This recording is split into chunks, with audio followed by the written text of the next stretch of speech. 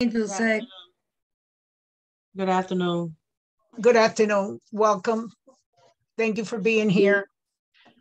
This is going to be a very, very interactive class. So basically, if you have questions or concerns about foreclosures, REO properties, short sales, just throw the questions at me because, you know, it's mostly based on my past experience with all these types of transactions. We're going to start seeing a lot of REO properties because whether you believe it or not, the banks have been holding back because they were not in a position to evict the people that are occupying these properties. But now that they're able to evict people, we're going to start seeing a lot more of them. And it's all about how we handle them. There's some banks that will sell properties as is, and there's some banks that will go out of the way to renew the properties to get maximum dollar for their investments. Okay. And then there's also short sales, which is a totally different animal because short sales, are any of you familiar with short sales? More or less? Okay. So with short sales, basically the seller is selling house for less than what they owe the bank because they have ran into some hardship. So in short sales, the banks have to agree to take less money, and it's the responsibility of the seller to prove to the bank that they are in hardship. They have to show bank accounts, they have to show proof of income, because they have to be able to prove to the bank that they really don't have money to pay them off. And like I said, we're going to start seeing a lot more of these type of listings. There are a lot of websites there. Sometimes when you're dealing with a short sale, you have to present their offers through their websites. So I would say, you know, start getting familiar with these websites. And you have to make sure that you are also a member of the HUD websites. Are you familiar with HUD properties? HUD properties? So yes. You have to go through their system to put in the offers. So I would suggest, I mean, every office is supposed to have a NATE number that identifies every property. I'm not sure. I know that we have one. I know that I know we have one. I know that Oneonta has one. I'm not sure if New City has a NATE number. Do you know, Meralda, do you know if they do? I think we lost Meralda. I'm pretty sure they all have an NIDA number. I don't believe they do. I don't believe not. I don't think so. No, I know Oneonta has one. I know we have one. I don't believe Kingston has a number, and I don't believe New City has a number. And each office has to have one. But it's up to their broker to fill out the application and do the paperwork and send it in to HUD. So you have to make sure your market centers are involved, because I have put in offers. I recently put in an offer for one of the agents in Kingston because they didn't have a NATE number in Kingston. Okay, so they really need to have it because we're going to start seeing a lot of those properties. You know, and there's a lot of different websites. Do not be afraid to sign up. There's one HomePath. I don't know if you guys have heard of any of these websites. I can put a list together and email them to you. Rebecca, can we get the names of everybody that's on this Zoom call, and I'll put a list together and send it to them via email? Yes, ma'am. Thank you so much. Thank you. If everybody could put their email in the chat, that would be great. It would be much Thank easier. you. Thank you very much. So what questions do you have for me?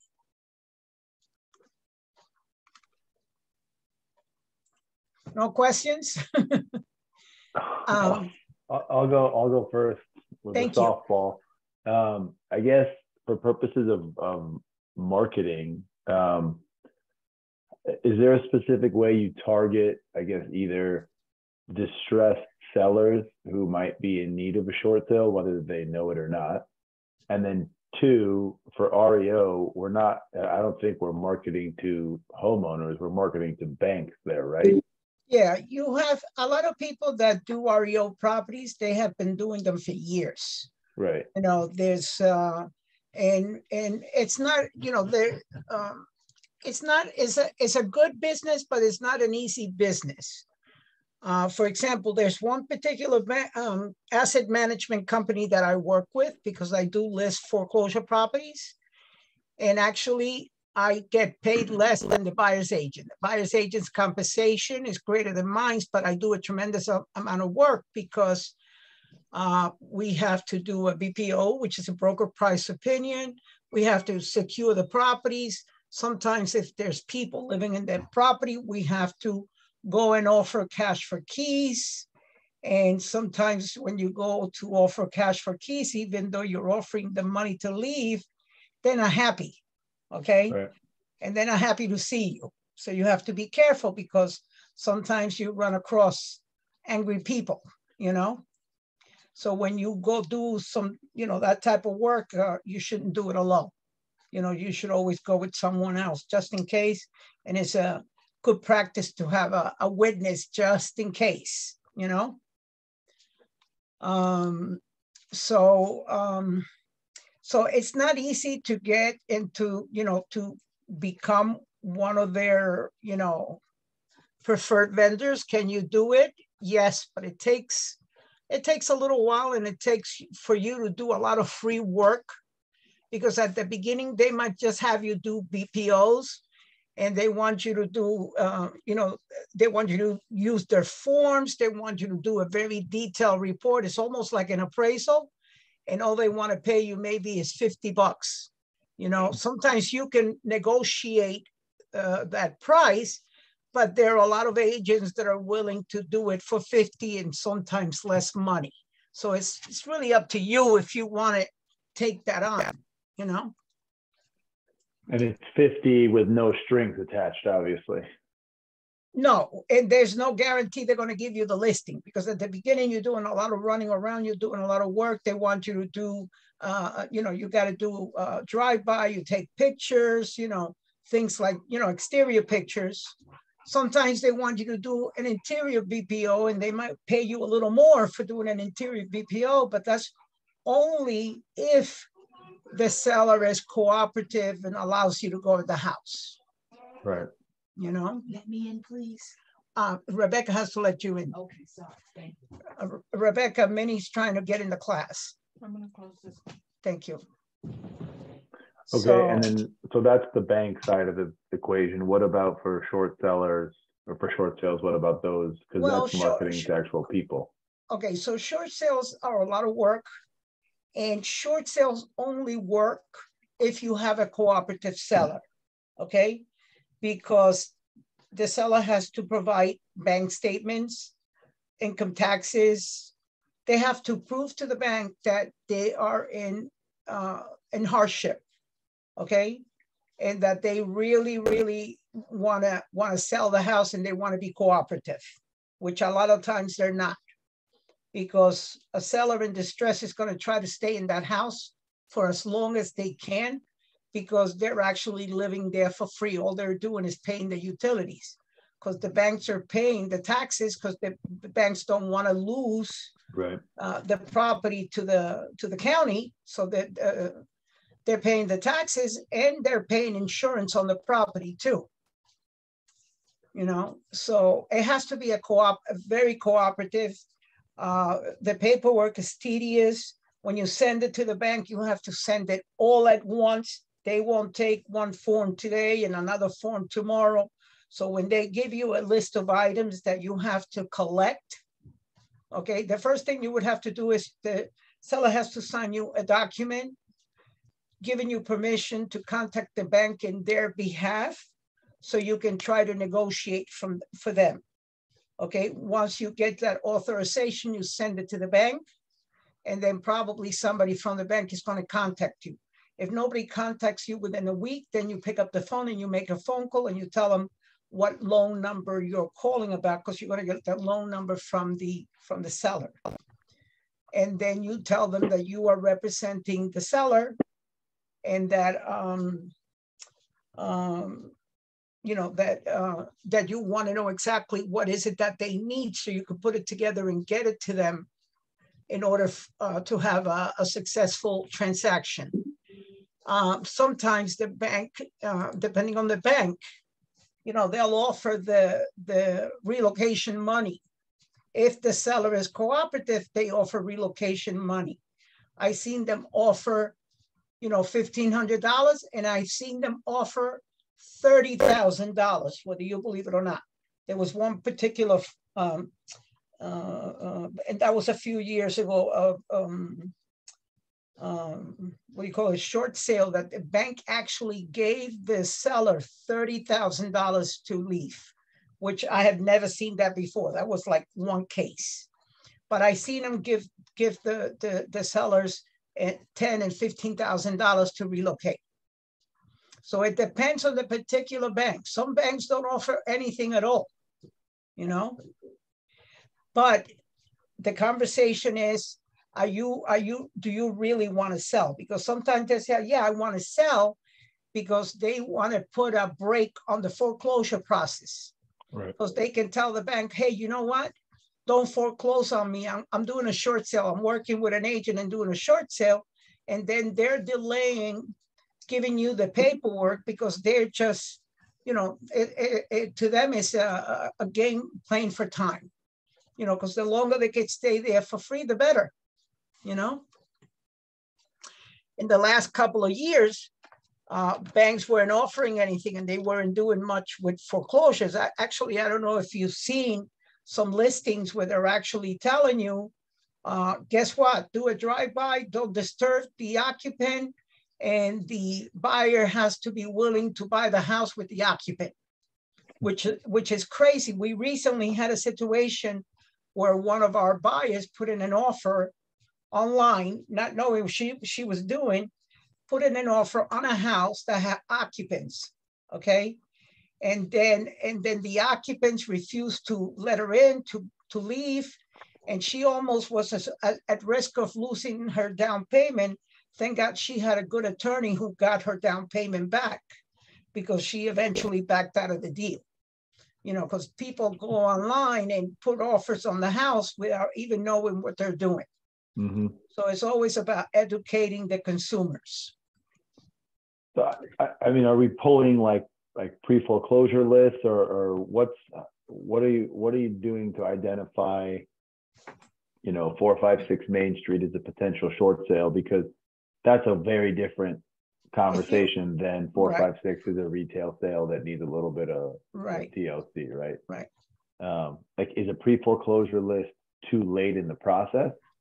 Has the decision been made already? If it's a pre-foreclosure, you have an opportunity to maybe talk to that seller and do a short sale, as long as you move quickly before the actual foreclosure takes place. Now, another problem with the banks is that one department is not talking to the other. Right. So you might be doing a short sale and you might be moving forward in that process, but the foreclosure department doesn't know anything about it, and they're doing what they're doing to get that house foreclosed. So sometimes you might spin your wheels and spend a lot of time and then find out that the bank actually foreclosed. You know, which is a problem, because it's the same organization, but it's two different departments and they're not talking to each other. But you can, if you go to Realist, you can identify them, because usually they're flagged as pre-foreclosure. I don't know if you've seen that when you pull a tax record. I have. You know, so some of them have a little thing that says if you put your mouse over the little mark, I forgot what color it is. I don't know if it's, I forgot. But sometimes it will say pre-foreclosure. And sometimes there's a tab on the top that says pre-foreclosure, and you can click on that and it'll even give you the information for the attorney that is handling, you know, that particular transaction. I don't know if you'll get very far with the attorney, but, you know, sometimes you're able to.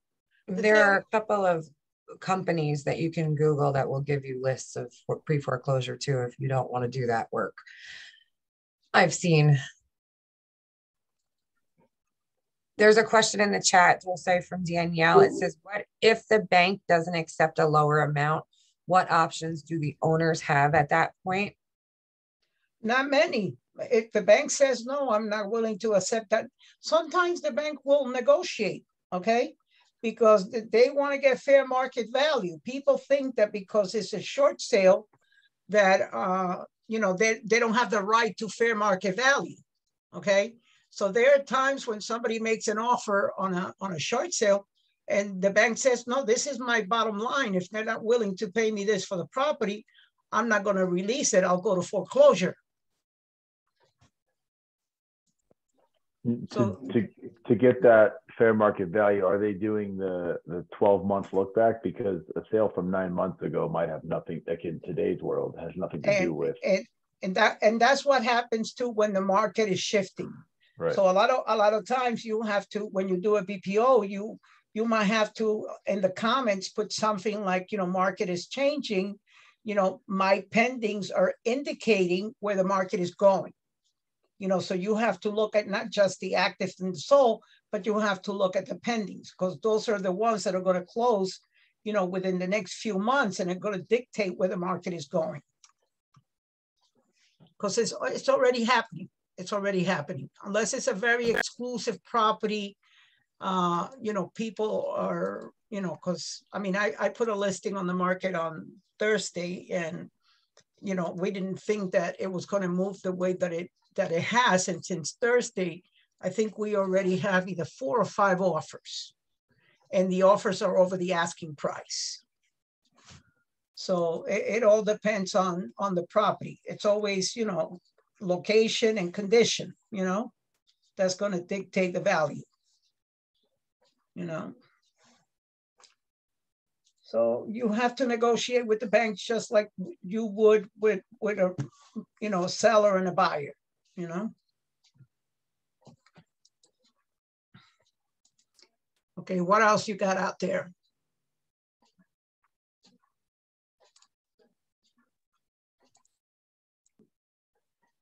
Is the process for qualifying buyers for either short sales or REOs any more arduous than like a down the fairway sale? No, I mean, your buyers are, you know, buyers are going to call you on properties, not necessarily knowing that it's a short sale. It's your job to educate them. Sometimes they don't know you're putting a house on the market.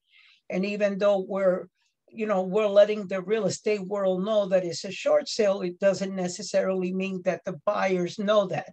But when you're working with the buyer, you have to disclose that so that they know that this process might take a lot longer than a regular transaction. Because I've seen short sales that take a year to close. You know, again, it all depends on the bank. It all depends on the cooperation of the seller. It all depends on, you know, getting all the docs, you know, to the bank on time. I'm going on a year and a half. Yeah. Well, yeah, I was being kind. You were being okay? nice. I'm going on a year and a half with this bank. No, I believe you. I believe you. I believe you. You know, and sometimes in the middle of a short sale, just when you think you're ready, they go and sell the loan. Okay, so if they sell the loan, you have to start all over again, because now you're dealing with a different banking institution or a different asset management company. And you might have already provided all the documentation, and now you got to start all over again. Now I feel like you're talking about mine right now. Now I feel like you're picking on me. Because that's No, but it's literally what true. happened to me. It's true. I seen it happen. I was this close to an approval. Boom, sold. Had to Mhm. start all over again. Yeah. When banks sell loans, they sell them in bulk.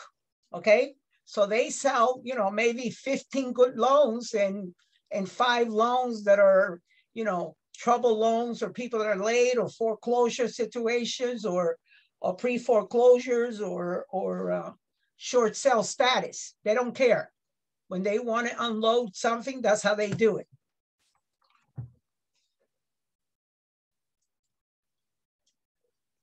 So have any of you done any short sales, or this is all new to you guys? You're muted, Minnie, you're muted. This is new to me. I've done short sales. You've done some short sale already? Yes, I Minnie? have. And what is One your time- experience? One time, okay, this is what happened to me. I was with Bank of America, and this woman gave me such a hard time. The thing went boop, it fell apart. Another one, I did get paid. Another one, I didn't find out until we got into contract that the seller had not paid the mortgage in 9 months. Yeah. You know, that's why you got to ask these people questions all the time. Well, And then what happened was the bank got in contact with me and they said, look, we can do the short sale and we can do this within 30 days. All I need is your full cooperation. I was on top of that and I got paid. good for you. Mhm. And the good thing about a short sale is that they usually pay you 6%. Okay. Yeah, yeah. So they usually pay you a full 6% commission. Unless And it's Celine. Celine just directed me 5% maximum. I understand, but there's in most cases they allow you up to 6%, and you can actually co-broke 2% because you're doing a lot of work. Mhm. Okay. So you should try to keep as much as you can on the list side. Okay. But this is one of the reasons that in the listing agreement now, there's a place where it says, what are the liens on the properties? Okay. Because this is an indication of whether this is going to be a short sale or not. Because if you did an evaluation and the house is worth 400,000, and when you add up those numbers, these people owe the bank 450, guess what? You're dealing with a short sale. Unless you could tell the seller, hey, are you going to be able to come up with the difference when you get to the closing table out of pocket, which I've also seen. I did a transaction many years ago with a seller, you know, he had money and he had good credit and he didn't want to ruin any of that. So he came to the closing table with $30,000. Hey, Dulce. Hi. Since the But, compliance wait, time out. Here's the short sale queen, okay? You know what I'm going to say. I have my compliance hat on. So it's really important now. We've been letting listing agreements go without the lien disclosure portion filled out. You should be putting required text boxes in that portion of the listing agreement and making your sellers put in none or not applicable. Otherwise, they should be filling that part out because Right. we do have now, there have been on more than one occasion in the last month, probably 2 or 3 instances where the seller owed more than they could get in, you know, in the declining market, thought they could still get top value, and they got contracts and then figured out that they couldn't pay off their loans. So you don't want to get all the way to that space and realize you have a short sale.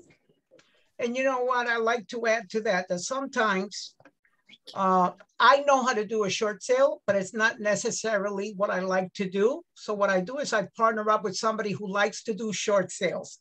As sick as it sounds, okay? Gloria Rivera loves to do short sales. And so does Lori, okay? And she does them well.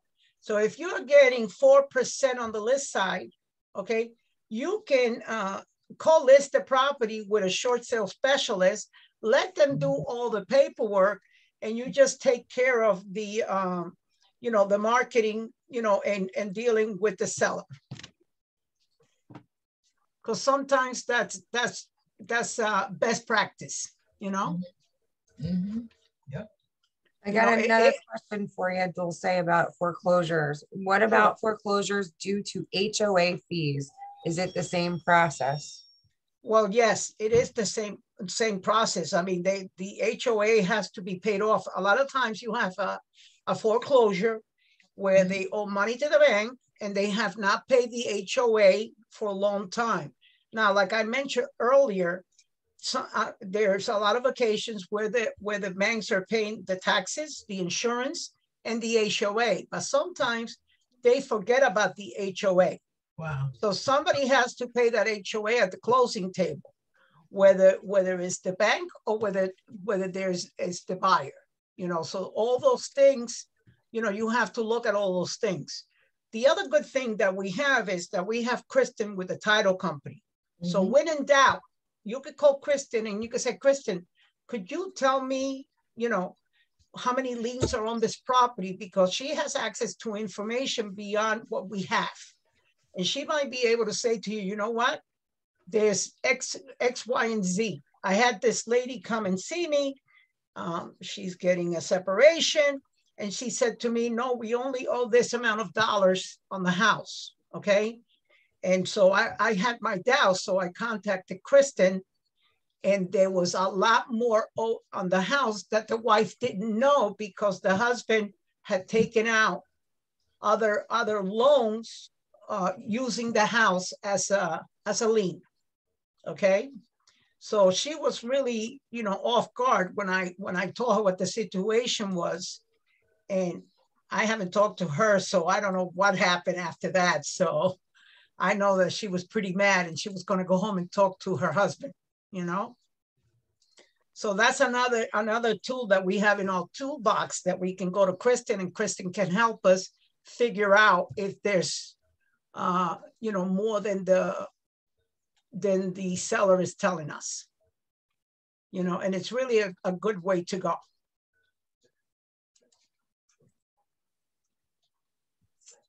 So what if you've got a buyer that's interested in a short sale? Like, what's the process and what are the like pitfalls?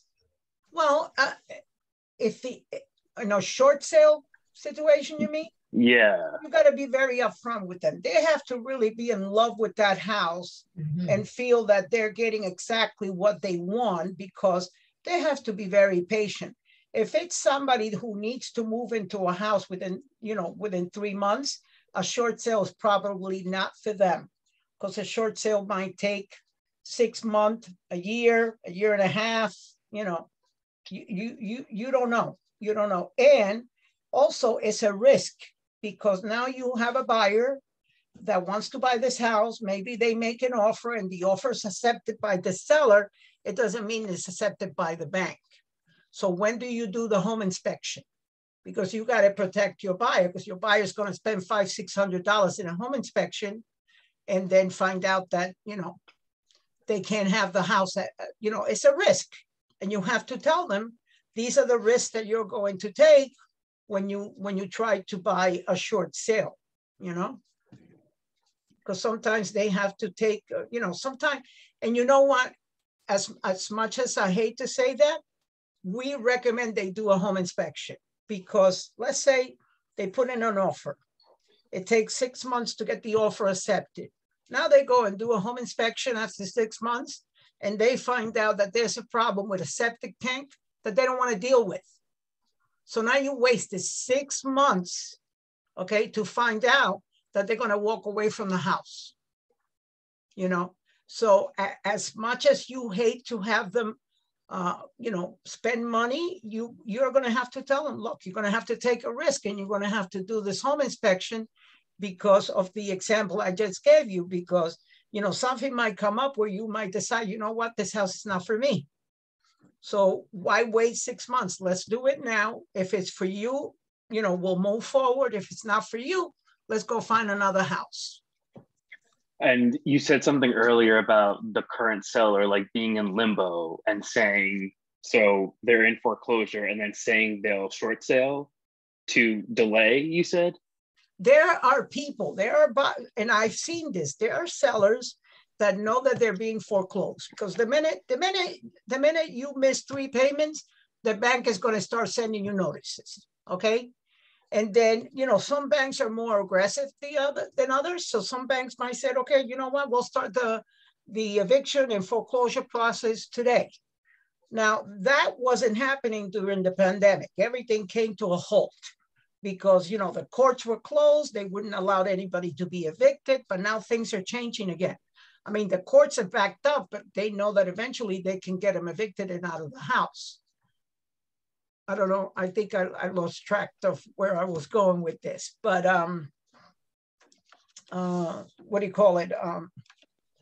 Repeat your question again, please. Sure. The delaying the process by the seller saying, oh yes, thank you. So the sellers know that there's a game that they can play. So they'll contact an agent and say, hey, listen, I'm going to list my house, but it's going to be a short sale because I owe the bank a lot of money. And, you know, it's, you know, I'm in hardship and I can't pay my mortgage. So they call you to come in to do a market analysis and put their house on the market. So now they can call the bank and say, hey, hold off on the foreclosure because I'm trying to sell my house. But in the meantime, they're not working with you. They're not giving you the paperwork, or they're giving you paperwork. You know, they give you one piece of paper at a time. When you sit down with that seller and you got the list of documentations that the bank has instructed you to collect, you got to have them all. If they're not willing to provide all the documents that you need, then you have to, you know, retake a look at what you're doing. How much time do you want to continue to spend working with these people who are uncooperative? So if that seller, if that agent got the listing going, it's not in that like danger of being in that loop, right? I don't think I said that clearly. Okay, like, so the only way a short sale is going to work if it's that seller's cooperative. If you're talking to that seller and that seller is not giving you the bank statements, is not giving you the income taxes, is not completing the form. There's a very large form that they have to fill out, okay? And you know, the bank is going to verify all this information. They need it all at once, okay? They don't want piece by piece by piece, which is sometimes the game that the sellers will play, because I've seen that. So you have to sit down with them and listen, I want to work with you. I want to help you. But the only way that I can help you is if you're cooperative and if you provide all these documents that the bank is requesting at once. You know, and you got to give them a deadline. I need you to sit down, collect this document, complete this form. And I need it all back in a week from you. Okay. You'll have to give them a deadline. If they're not giving you what you need, then they're wasting your time. You know, that's the bottom line. Does that exchange happen after you have a listing agreement signed with them? Well, yeah, you should take the listing, but you should have this conversation and you'll know by talking to them how serious they are. You know what I mean? If you see that, you know, they're taking their time, even, you know, giving you information or signing the listing agreement, there's always, you know, you get a gut feeling and you should follow that gut feeling. Do I want to continue to waste my time with this person? I mean, the only benefit, if it's a good house in a good location where you're going to be able to put your sign, okay, and get a lot of leads from that sign, you know, because it could be, listen, I had a foreclosure. I had a listing many years ago right here in the city of Middletown on Wayanda Avenue, which is a very high traffic street. It was a divorce situation. The husband moved out and the wife stayed in the house with the kids. Every time I call her to get people in there to see it, she would decline. She would decline. But I got 4 houses. I sold 4 houses off that sign because the people were calling me and I couldn't get them in there. And I would say, look, unfortunately, I can't get you in the house, but I'm going to find you something else. And that's what I did. So then eventually the bank foreclosed. When the bank foreclosed, she moved out. Another agent listed the property. And guess who sold it? I sold it because I had a list of buyers. Okay. So I was able to get one of my buyers in there and I ended up selling the house. I got the buy side of that transaction. So So at least I got some business from it.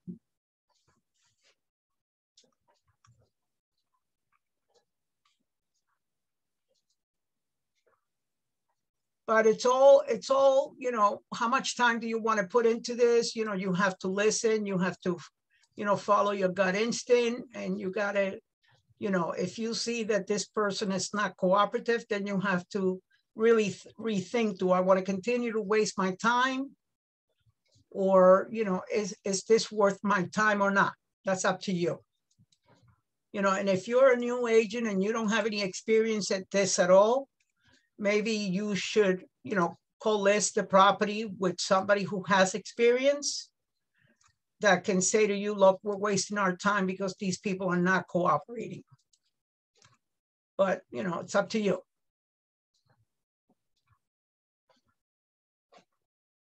Because it is tedious work.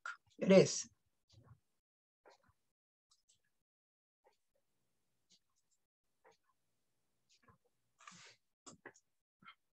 What about taxes? Is there ever a situation where unpaid taxes would become the buyer's responsibility? No, usually the taxes, even if it's a foreclosure, usually the taxes are paid by the bank, you know. Some foreclosures, you'll see them listed and they'll say that the buyer's responsible for the transfer tax, which is completely different. You're selling a house for $300,000. You know, the transfer tax is $4 on the $1,000, is $1,200. But if the house is worth it to the buyer, they'll pay the transfer tax. But usually they put it right on the listing. They'll put, you know, and now you have a lot of foreclosures that say, for example, that you have to pay a technology fee of $150. So I've seen the technology fee as high as $250. But that's, you know, that's part of doing business, you know. I actually saw a listing a couple of days ago. It's a foreclosure property owned by Orange County. And in the listing, it says that the buyer agent is responsible for collecting 2% for the buyer agent commission. Okay. So you have to be careful with that because that's coming. There are a lot of things that are happening and changing in the market. That's why it's good practice to have an exclusive buyer agency agreement so that the buyer understands that there's times when they have to pay you the commission. Okay. So I had a client call me on that property and I told him they want cash because they only want cash for the property because the property is in disrepair. It is a foreclosure. And on top of that, you would have to pay me my commission. So they understood that. And we're going to start seeing a lot more than that. Okay. That's coming. So you guys better prepare yourself. And you better, when you have your buyer consultations, you got to sit down with your buyers and you got to tell them, look, I'm here to work for you and represent you. But in order for me to do that, I need you to sign this agreement, you know? On the buy side of a foreclosure, I thought the vast majority of those go through auction. So how is there room for us? This particular property is owned by Orange County. And Orange County has an agent who's licensed who lists their properties. And he put it on the listing. I'll give you the address. You can look it up. It's 170 Greenville Turnpike. Okay. It's a foreclosure listed at 170, and it says on the regular remarks to the public remarks, it says 2% due to the buyer's agent. Because then there, if you look at the code book, all that says on the bottom is $100. Okay. But I guess the question is, how common is it for a foreclosure to not go through the auction process? Like if it's a regular way bank foreclosure, do those go to auction? Not every foreclosure is necessarily go through an auction. Okay. There are some that do auction the properties away. with the auction properties, I don't believe they pay a buyer co-broke, so you have to collect the co-broke from your buyer. And they have a number that they're looking for. If people bid on the property and they don't hit what's called a reserve, okay, they cancel the auction, and then they'll re-auction it again. I've seen that happen a lot, where they put the same property back on the market many times because nobody's hitting the number that they're looking for. They're looking for what is called a reserve, and nobody's bidding up to that number. What's that address, Dulce? I'm sorry. What address? The one you just shared. 170 Greenville Turnpike. Okay, Greenville. Just Thank put you. 170 Greenville, and you'll see it, that it says that you have to collect that 2%, for you to be compensated. And they have it in the regular member remarks. Can they, Not the members, the can public they remarks. actually dictate how much we collect? Because if we want to collect 3%, we can collect 3%. Well, they put it out there, because they know that most people are co-broking 2%. Now, if you have a buyer agency agreement and it says that you are going to get paid 3%, then you're going to collect 3%. Is it possible that the particular buyer is going to argue with you? Very possible.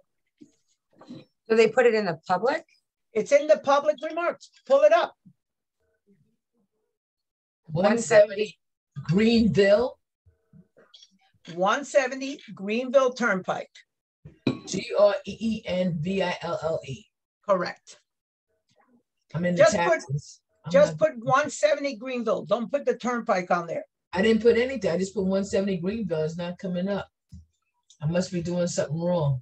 Hold on a second. I'm going to pull it up right now, and I'll give you the MLS number. Okay.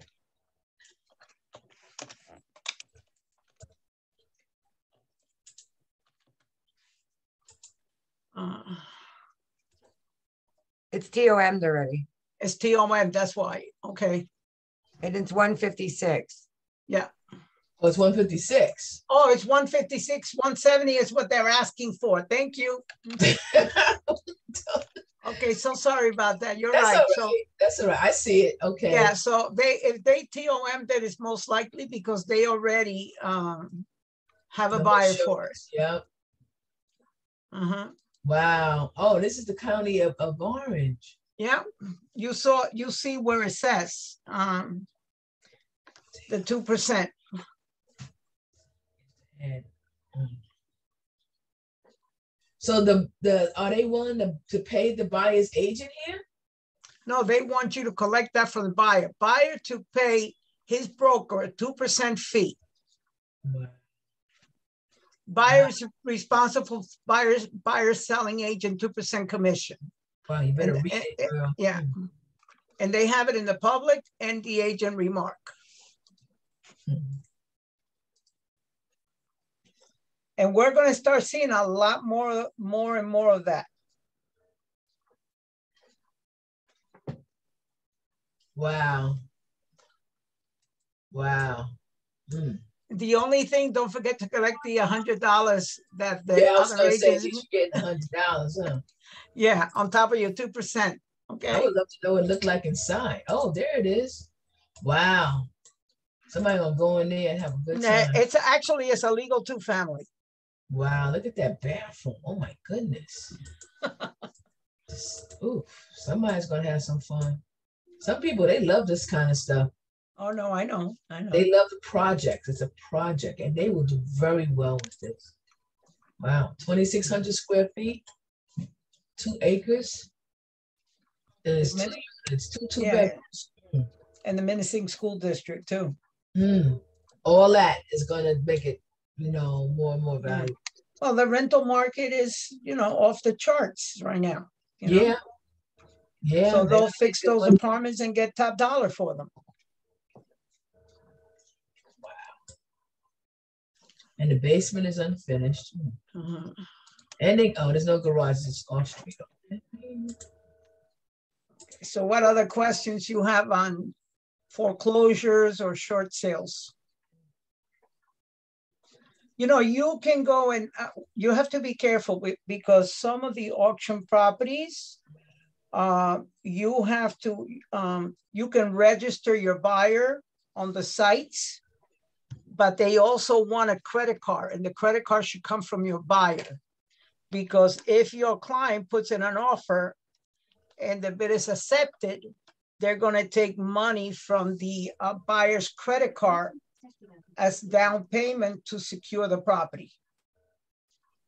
Okay, so I mean, usually the ones that do that type of thing are savvy investors that know, you know. And with the auction properties, again, Kristen is a great source because you can give her a call and she can give you information on that property very quickly. So at least you're protecting your buyers,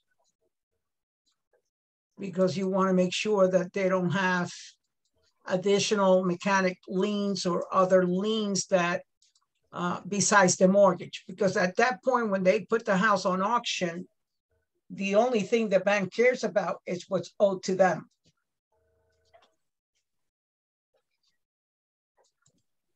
So you have to be careful with that.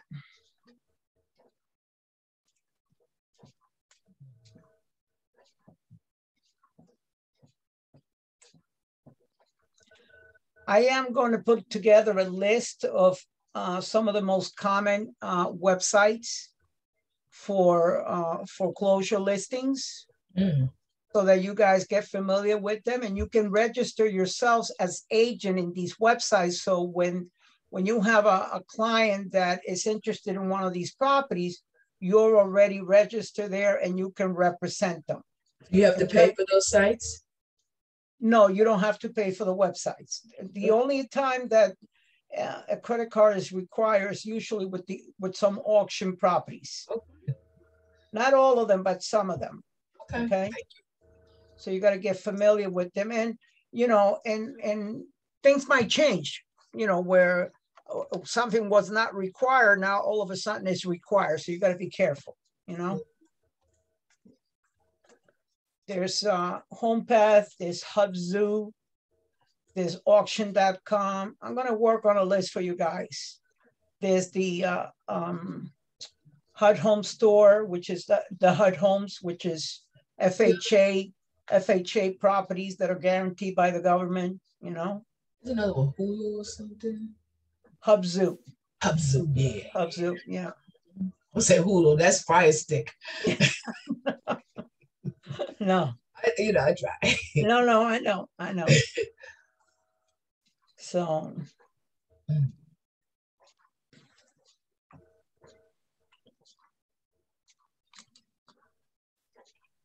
what else?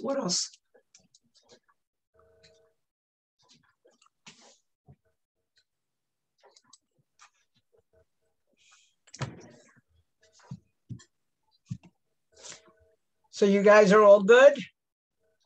Yes, I'm good.